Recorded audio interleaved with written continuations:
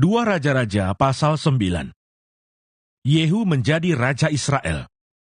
Kemudian Nabi Elisa memanggil salah seorang dari rombongan Nabi dan berkata kepadanya, "Ikatlah pinggangmu, bawalah buli-buli berisi minyak ini, dan pergilah ke Ramot Gilead. Apabila engkau sampai ke sana, carilah Yehu bin Yosafat bin Nimsi.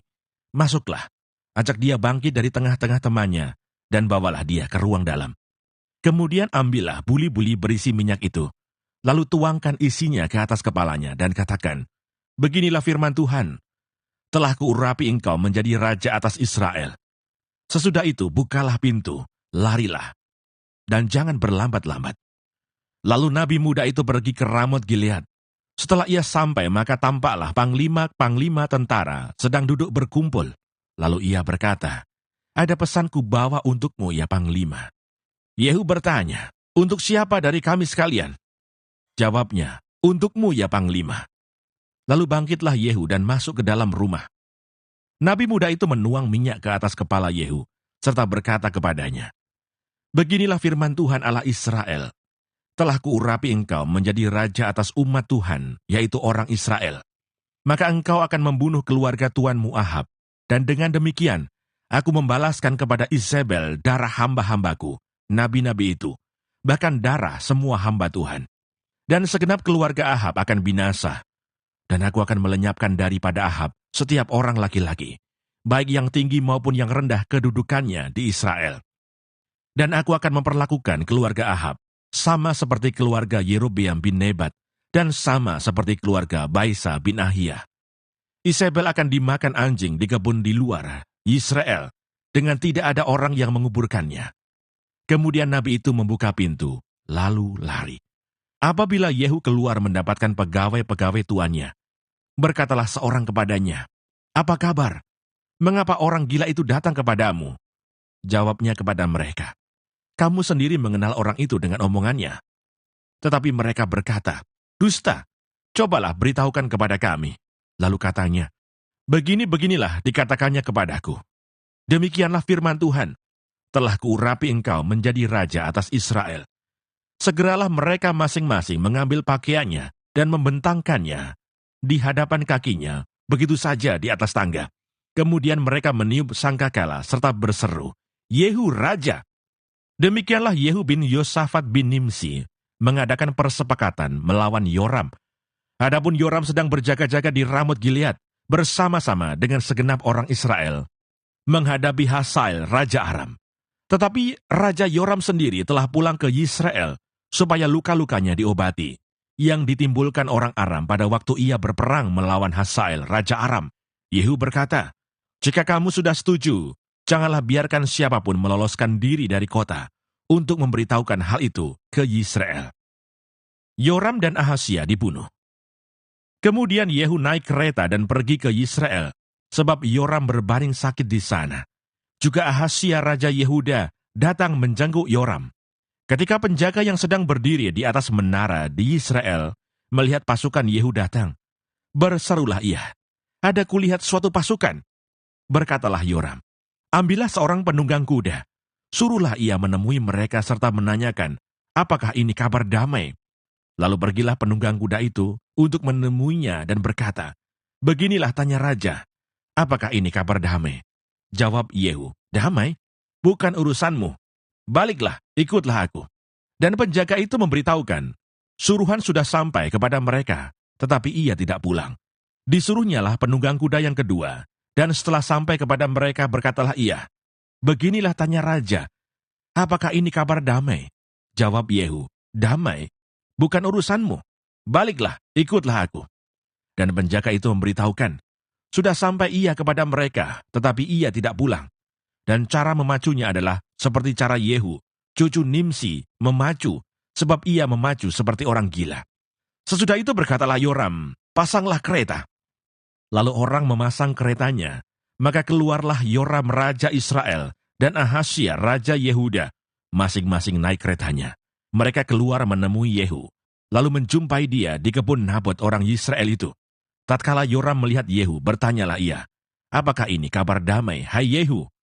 Jawabnya, "Bagaimana ada damai? selama sundal dan orang sihir ibumu Isabel begitu banyak. Segera Yoram berputar dan mau melarikan diri sambil berseru kepada Ahazia, "Itu tipu, Ahazia." Tetapi Yehu menarik busurnya dengan sepenuh kekuatannya, lalu memanah Yoram di antara kedua bahunya, sehingga anak panah itu menembus jantungnya. Maka rebahlah ia di dalam keretanya. Kemudian berkatalah Yehu kepada Bidkar perwiranya, "Angkat dan lemparkanlah mayatnya ke kebun Nabot orang Yisrael itu. Sebab ketahuilah bahwa pada waktu aku dan engkau berdampingan menunggang kuda mengikuti Ahab ayahnya, maka Tuhan telah mengucapkan terhadap dia hukuman ini. Sesungguhnya aku telah melihat darah Nabot dan darah anak-anaknya tadi malam. Demikianlah firman Tuhan. Maka aku akan membalaskannya kepadamu di kebun ini. Demikianlah firman Tuhan. Oleh sebab itu, angkat dan lemparkanlah mayatnya ke kebun ini, sesuai dengan firman Tuhan." Ketika Ahazia Raja Yehuda melihat itu, maka ia pun melarikan diri ke arah Bet Hagan. Tetapi Yehu mengejarnya sambil berkata, "Panahlah dia juga." Maka mereka memanah dia di atas keretanya di pendakian ke Gur dekat Yibleam. Ia lari ke Megido dan mati di sana. Para pegawainya mengangkut mayatnya ke Yerusalem. Lalu mereka menguburkan dia dalam kuburnya sendiri, di samping nenek moyangnya di kota Daud. Adapun Ahazia menjadi raja atas Yehuda dalam tahun ke-11 zaman Yoram bin Ahab. Isabel dibunuh. Sampailah Yehu di Yisrael. Ketika Isabel mendengar itu, ia mencalak matanya. Dihiasinyalah kepalanya, lalu ia menjenguk dari jendela. Pada waktu Yehu masuk pintu gerbang, berserulah Isabel, "Bagaimana? Selamatkah Zimri, pembunuh tuannya itu?" Yehu mengangkat kepalanya melihat ke jendela itu dan berkata, "Siapa yang di pihakku? Siapa?" Dan ketika 2-3 orang pegawai istana menjenguk kepadanya, ia berseru, "Jatuhkanlah dia." Mereka menjatuhkan dia, sehingga darahnya memercik ke dinding dan ke kuda. Mayatnya pun terinjak-injak. Yehu masuk ke dalam, lalu makan dan minum. Kemudian ia berkata, "Baiklah urus mayat orang yang terkutuk itu, dan kuburkanlah dia, sebab ia memang anak raja." Mereka pergi untuk menguburkannya, tetapi mereka tidak menjumpai mayatnya, hanya kepala dan kedua kaki dan kedua telapak tangannya. Mereka kembali memberitahukannya kepada Yehu, lalu ia berkata, "Memang begitulah firman Tuhan yang diucapkannya dengan perantaraan hambanya Elia, orang Tisbe itu. Di kebun di luar Yisrael akan dimakan anjing daging Isabel.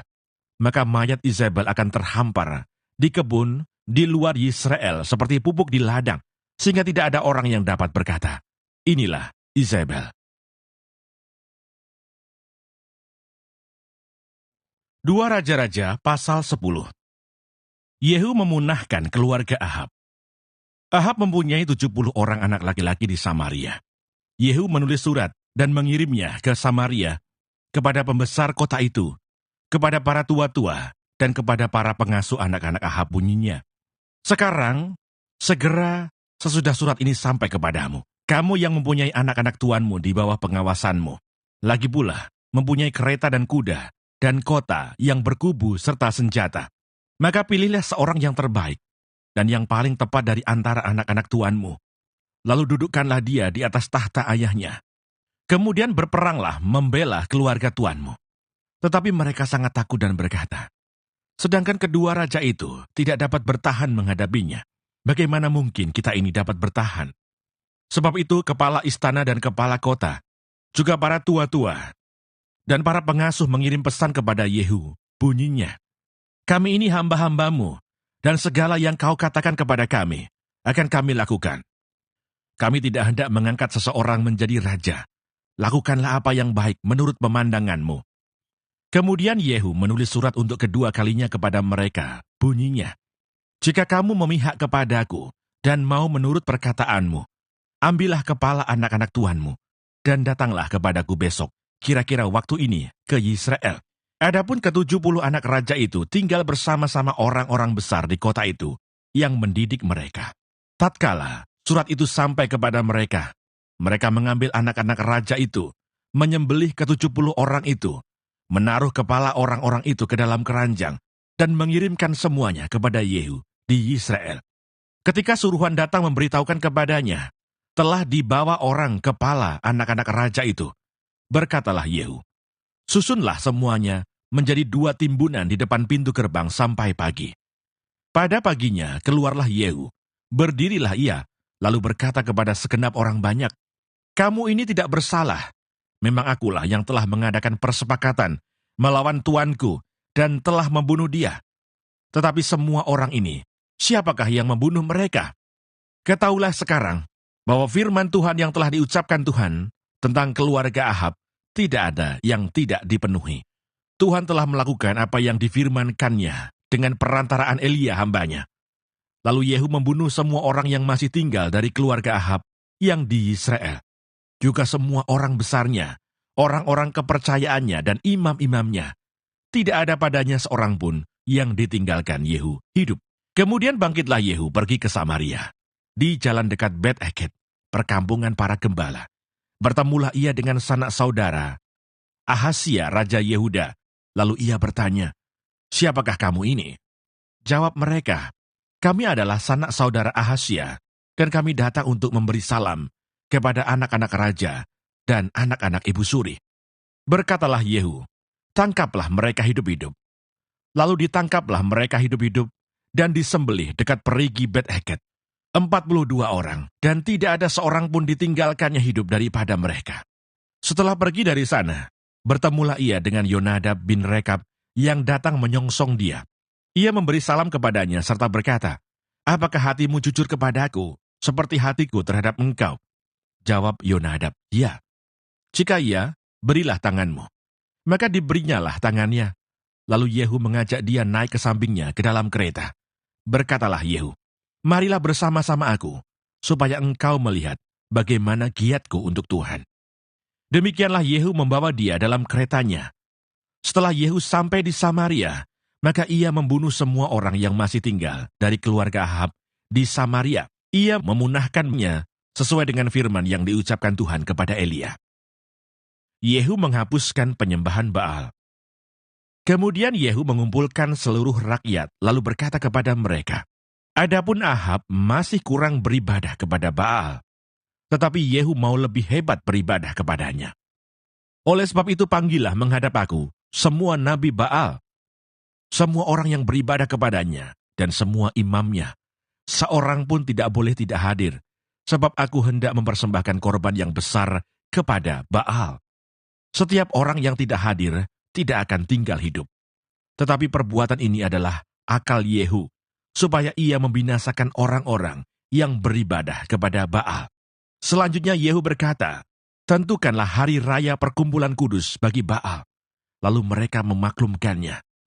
Yehu mengirim orang ke seluruh Israel. Maka datanglah seluruh orang yang beribadah kepada Baal. Tidak seorang pun yang ketinggalan. Lalu masuklah semuanya ke dalam rumah Baal, sehingga rumah itu penuh sesak dari ujung ke ujung.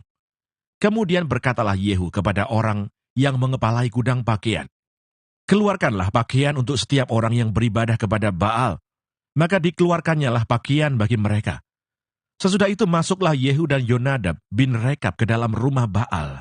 Lalu berkatalah ia kepada orang-orang penyembah Baal di situ, periksalah dan lihatlah, supaya jangan ada di antara kamu di sini seorang pun dari hamba-hamba Tuhan, melainkan hanya orang-orang yang beribadah kepada Baal.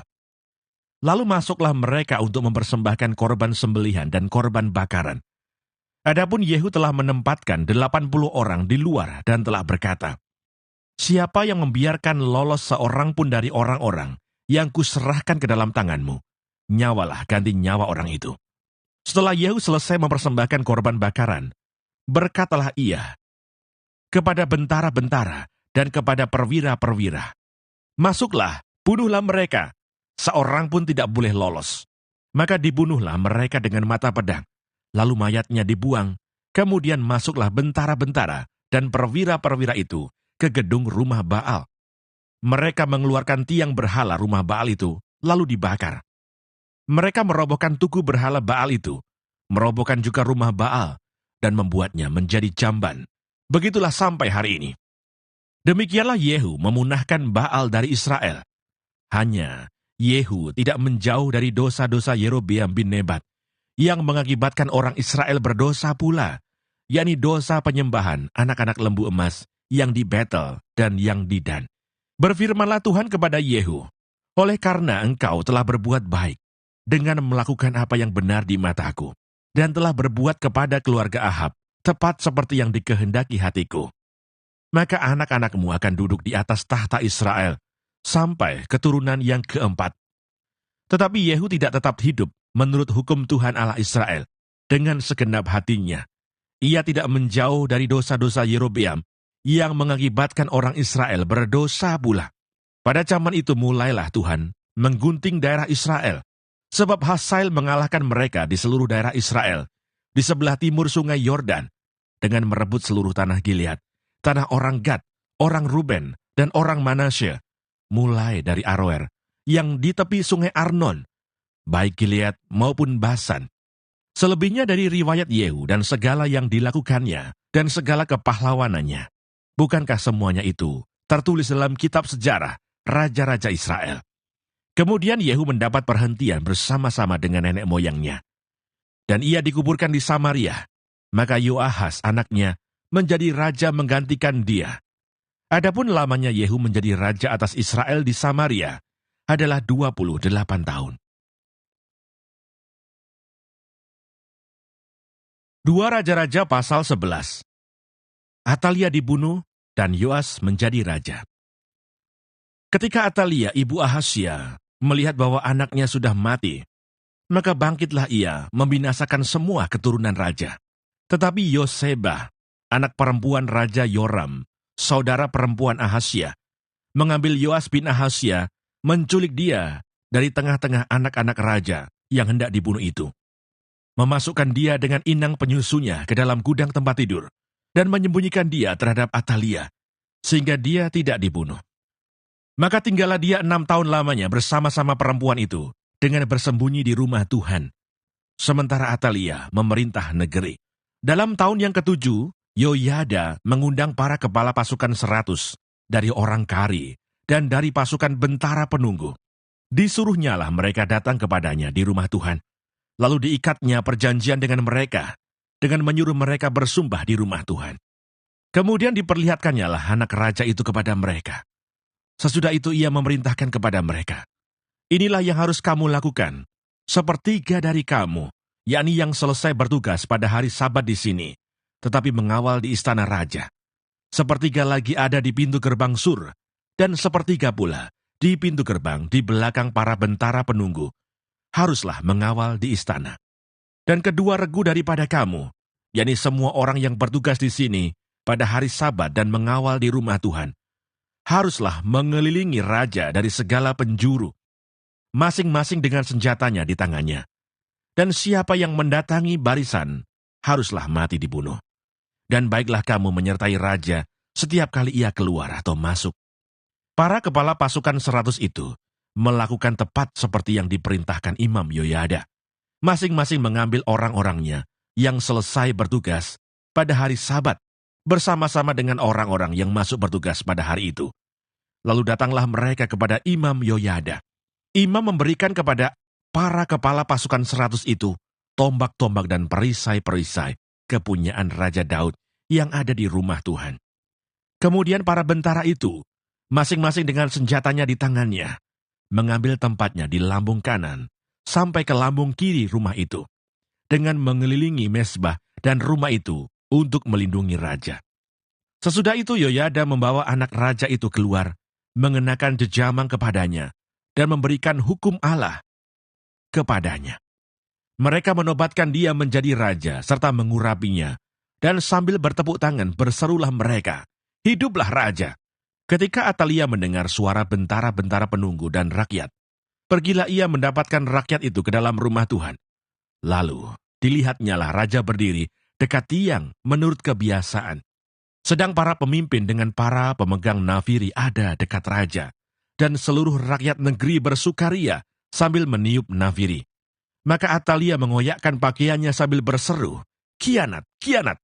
Tetapi Imam Yoyada memerintahkan para kepala pasukan 100, yakni orang-orang yang mengepalai tentara, katanya kepada mereka, "Bawalah dia keluar dari barisan. Siapa yang memihak kepadanya, bunuhlah dengan pedang." Sebab tadinya imam itu telah berkata, "Janganlah ia dibunuh di rumah Tuhan." Lalu mereka menangkap perempuan itu. Pada waktu ia masuk ke istana raja dengan melalui pintu bagi kuda, dibunuhlah dia di situ. Kemudian Yoyada mengikat perjanjian antara Tuhan dengan raja dan rakyat, bahwa mereka menjadi umat Tuhan, juga antara raja dengan rakyat.